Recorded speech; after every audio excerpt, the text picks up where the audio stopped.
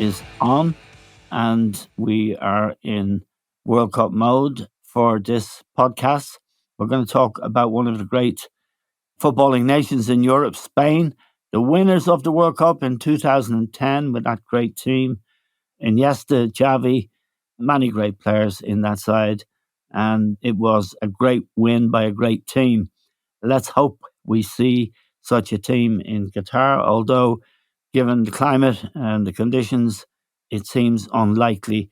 But to talk about Spain, their chances, and their head coach, Luis Enrique, who is an intriguing figure in his own right, we're joined from Barcelona by Richard Fitzpatrick, an Irishman who is a journalist of long standing in Spain. He lives there and he watches Spanish football very carefully and knows all there is to know. Richard, thank you very much for joining us on the stand.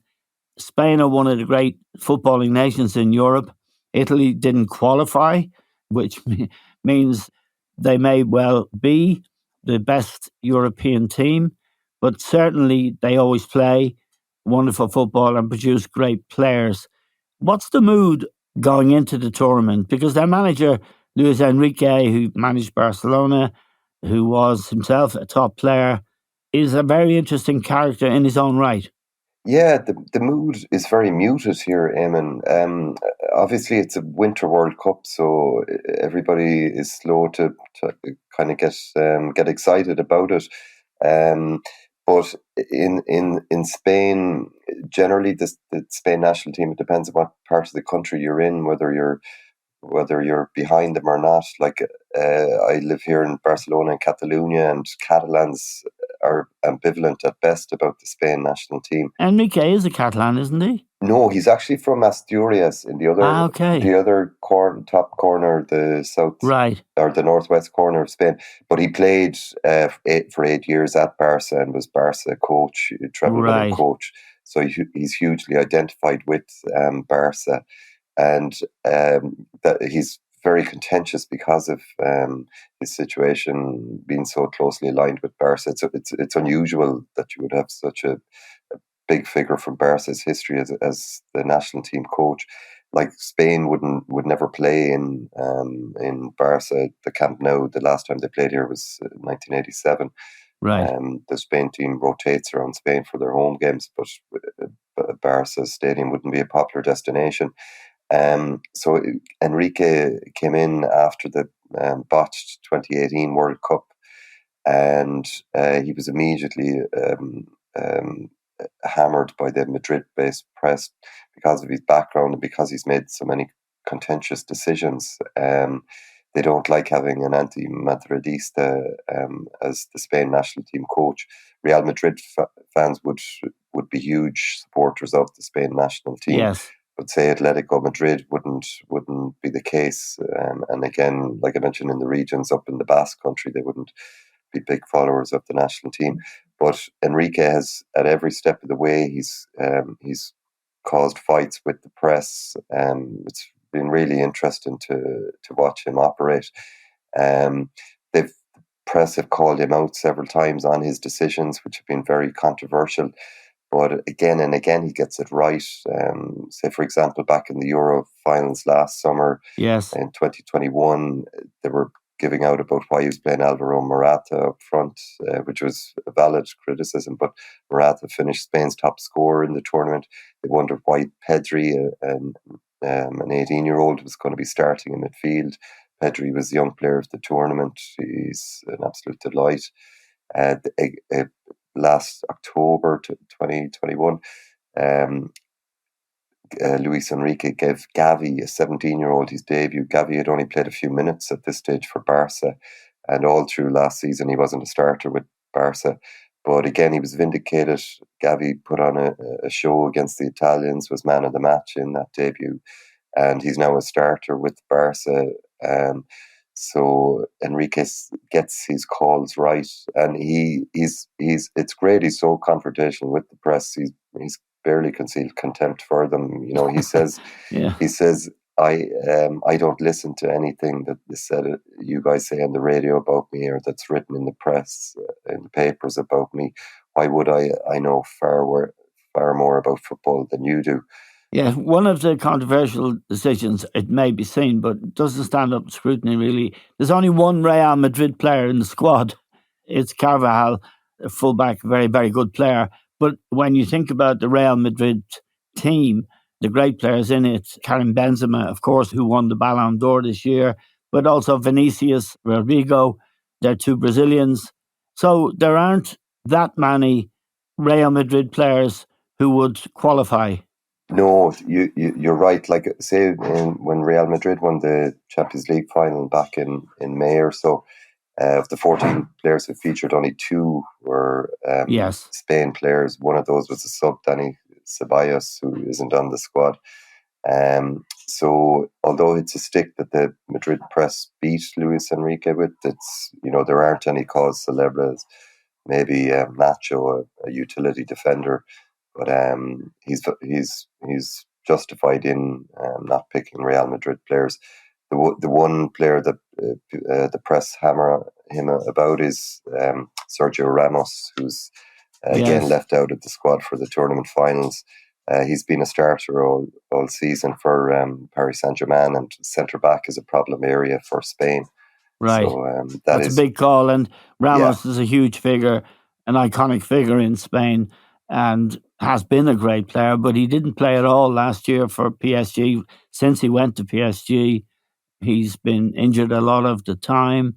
So you'd have to give Enrique a pass on that. What's fascinating is that they're in a tough enough group, although they have an easy starter against Costa Rica. If you can say any match in international football these days is easy.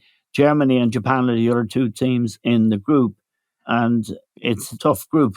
But they seem to have Pedri, Gavi, who are very, very young players. At the same time, Sergio Busquets is in the side. Koke from Atletico, who's 30.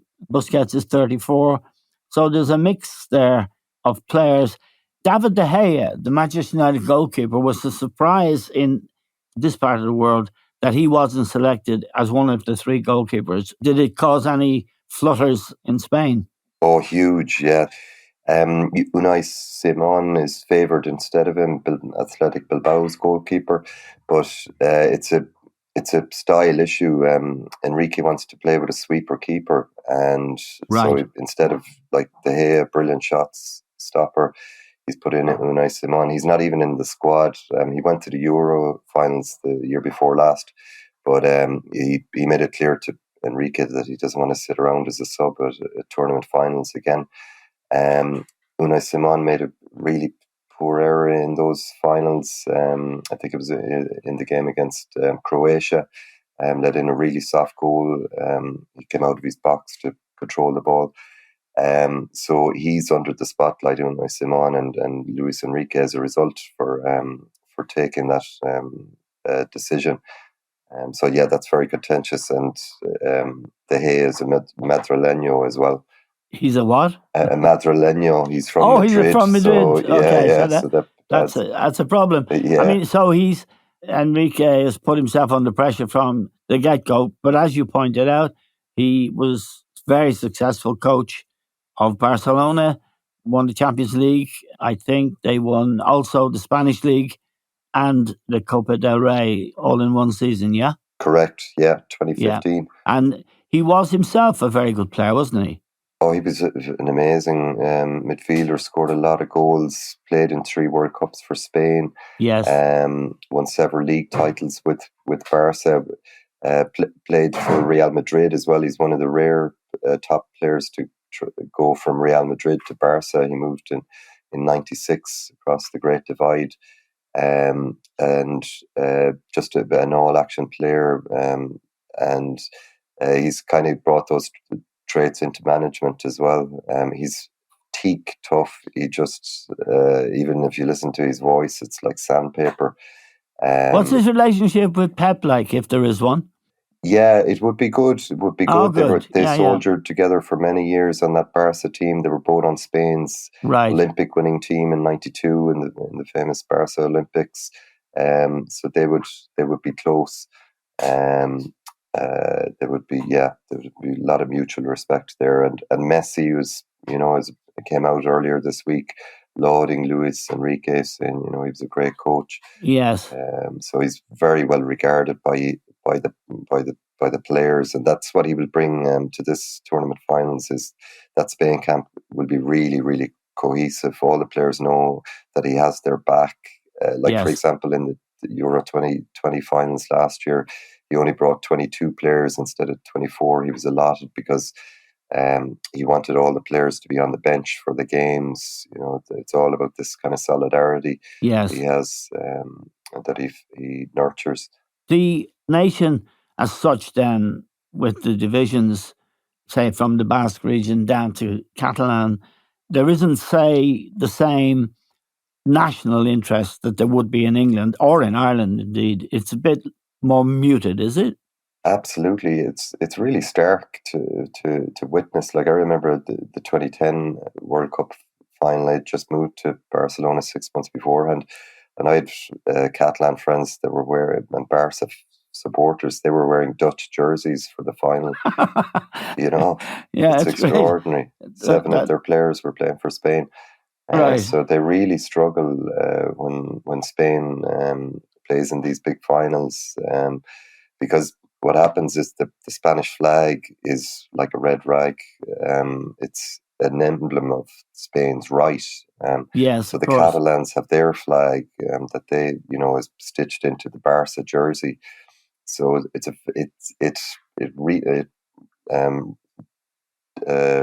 drags up all these memories of the fascist regime under Franco, the Spain flag. So it's a very contentious. How does this work in terms of the unity of the team? I suppose it helps if you don't pick any Real Madrid players, or only one.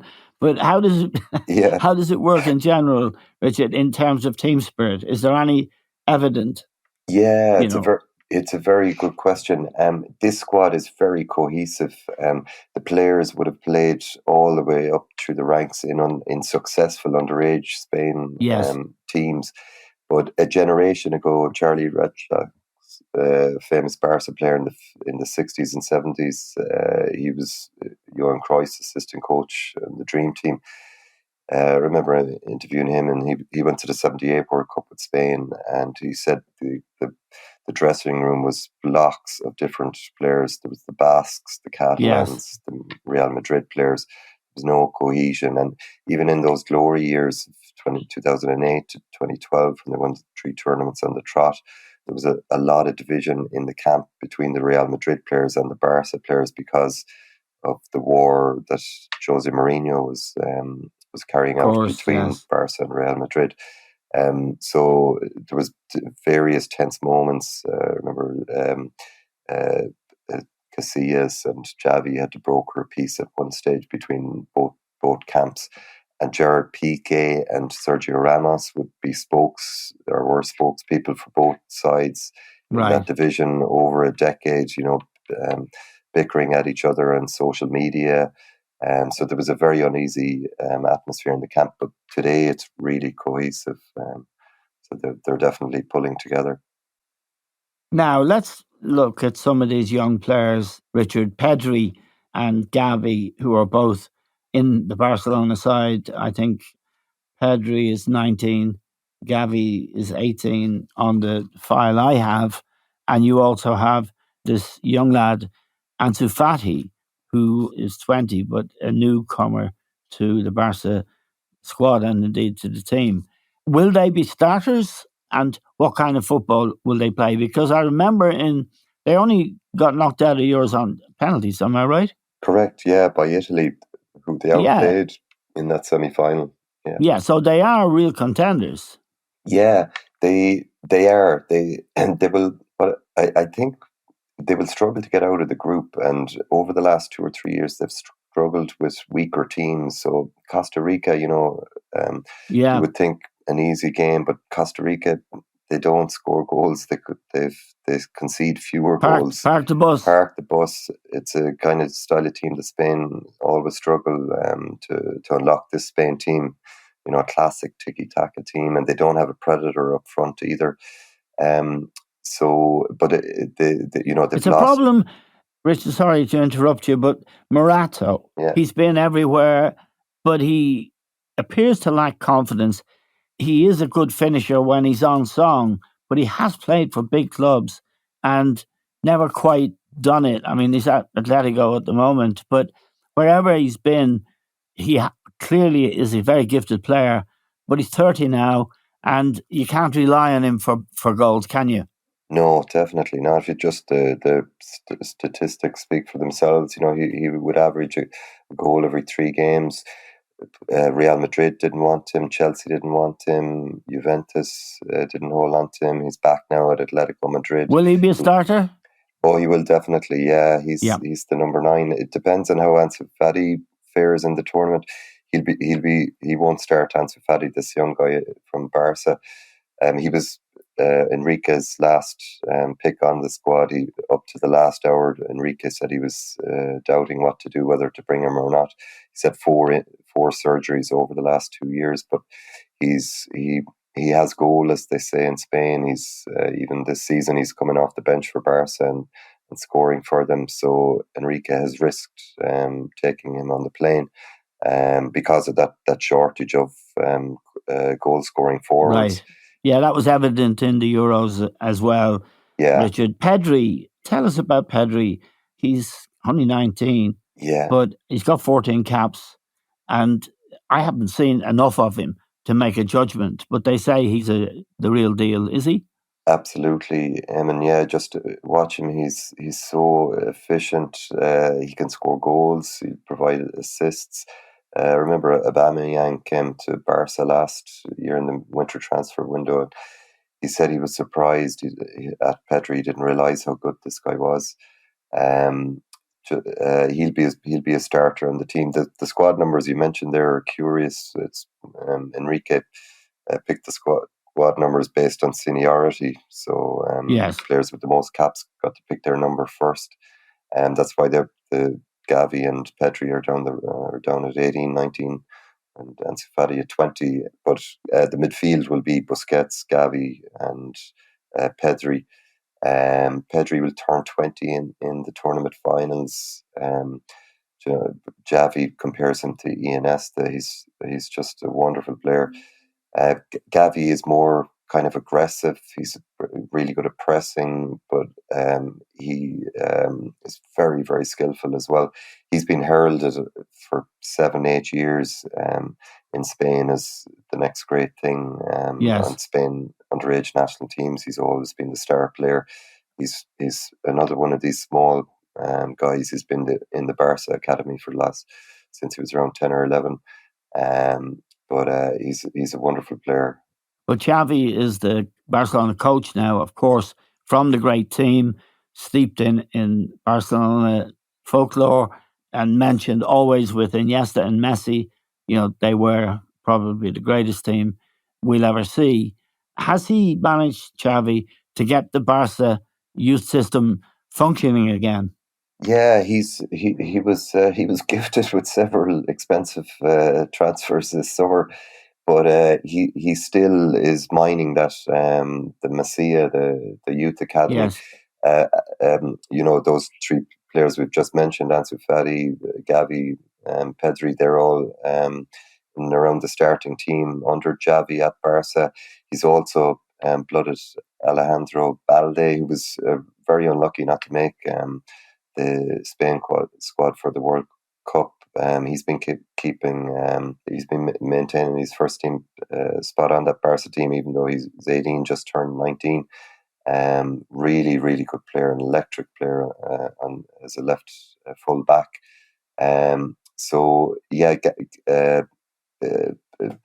Xavi is not slow to use young players. Ronald Araujo's first choice central defender as well. Eric Garcia, who'll probably play for Spain, their starting 11 at the World Cup, is another young guy. He was at Man City for a he's season 21 or 2. and he's a Barcelona player. Who will be the big players in the team? Obviously, Sergio Busquets is the captain. Yeah. He's 34 now. He's 139 caps. He's been a Barcelona player forever and in the great teams forever. They have experience at the back. Azpilicueta, for example. Jordi Alba, who is also a Barcelona player, great player. He's 86 caps. I'm not sure if he's a starter even at Barca now. But will he be a starter with Spain? Yeah, he will. I'd say Enrique will start with him as the left full. Yeah, and Alejandro, Danny another. Carvajal, he'll be the Real Madrid player. He should start. He's a very good player, Carvajal. Will he start, do you think? Yeah, it's a toss-up between himself and Azpilicueta. I'd say Right. he'll go with Danny Carvajal. He's a tenacious defender, yeah.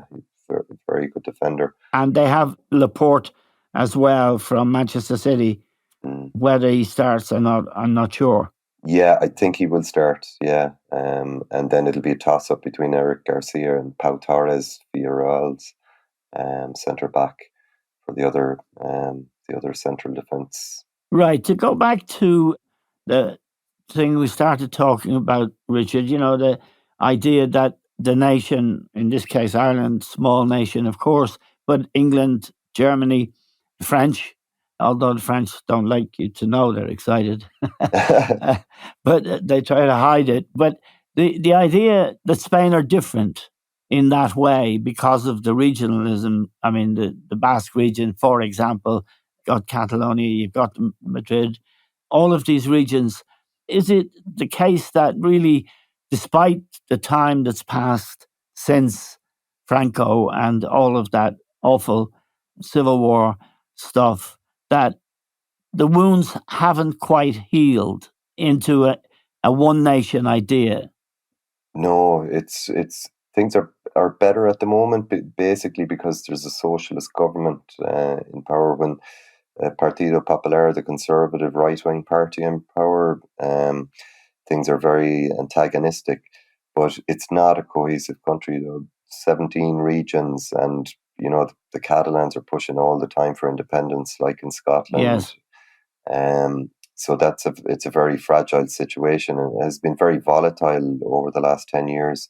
And it's true to say, isn't it, Richard, Pep Guardiola is a huge enthusiast for Catalan independence. Is that right? Oh, absolutely. He's the poster boy for Catalan independence from a small town about an hour outside the city.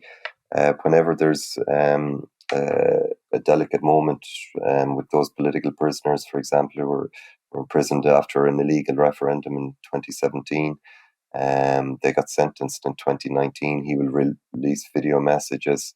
The politicians in Madrid and around the country will come back and give out about him, calling out his double standards. He's an ambassador for the Qatar World Cup. He works for Abu Dhabi effectively. We know all about their human rights records. And yeah, is Pep an ambassador for the Qatar World Cup? Yeah. That's not very nice. I know. Yeah, that's very, very surprising. Yeah. Oh my God. Okay, well, finally, Richard, how do you think they'll do if they get out of the group? I hear what you're saying about their inability to break down a team that puts 11 behind the ball, or 10 behind the ball.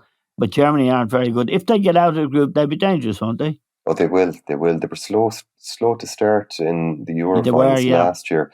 But when they got out, then they were very good, particularly obviously in that semi-final against Italy.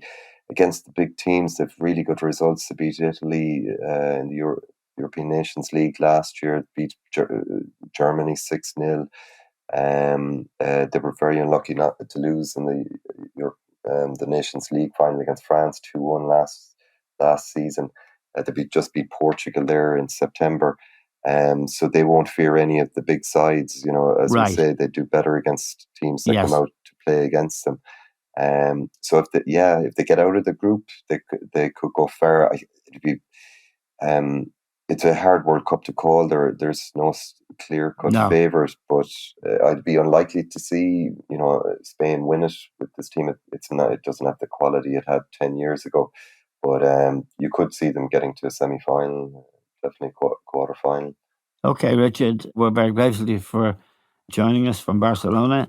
I hope you enjoy the World Cup, and we'll have you back on to preview the final involving England and Spain.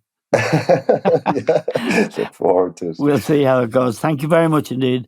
That's Richard Fitzpatrick. Richard is our man in Barcelona, and if you ever get into trouble with a Catalan nationalist, tell him, Richard. We're grateful to Richard. And I should say also that our coverage of the World Cup will continue with John Giles and Liam Brady next week. And we hope to go back to Richard when Spain do progress, because they are, I think it's fair to say, Richard, they're a threat to anyone on a one-off basis. Definitely. Okay. Thank you very much, Richard.